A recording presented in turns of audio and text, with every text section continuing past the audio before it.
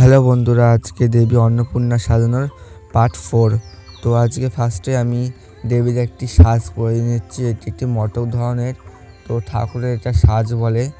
তো এই সাজটা আমি প্রথমে ভালো করে গলায় সেট করে নিচ্ছি। তো সেট করানো হয়ে গেছে, তারপর হচ্ছে ঠাকুরের আমি নথ পরিয়ে নিচ্ছি, কারণ নথ পরালে সাজটা আরও দ্বিগুণ সুন্দর হয়ে যায়।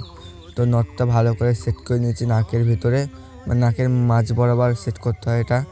তো করানো হয়ে গেছে। তো তারপর আমি ঠাকুরের চুল লাগিয়ে দিচ্ছি। তো চুলটা লাগানোর পরে লুকটা পুরোটাই চেঞ্জ হয়ে গেছে, তোমরা দেখতে পাচ্ছ। তো চুল লাগানোর পরে খুব সুন্দর লাগছে। তারপর অলমোস্ট কমপ্লিট হয়ে গেছে। তো কমপ্লিট হয়ে যাওয়ার পরে মাথার মটরটা সেট করে দিলাম। তো ফাইনালি কমপ্লিট হয়ে গেছে। তো কেমন লাগছে সবাই ঝটপট কমেন্ট করে দেবে। তারপর আমরা আমাদের ছাদে হচ্ছে ভিডিও শ্যুট করতে চলে গেছিলাম। একজন হচ্ছে শিবের মতো করে হাত পেতেছে মায়ের কাছ থেকে অন্ন নেওয়ার জন্য। তো কেমন হয়েছে কমেন্ট করবে সবাই।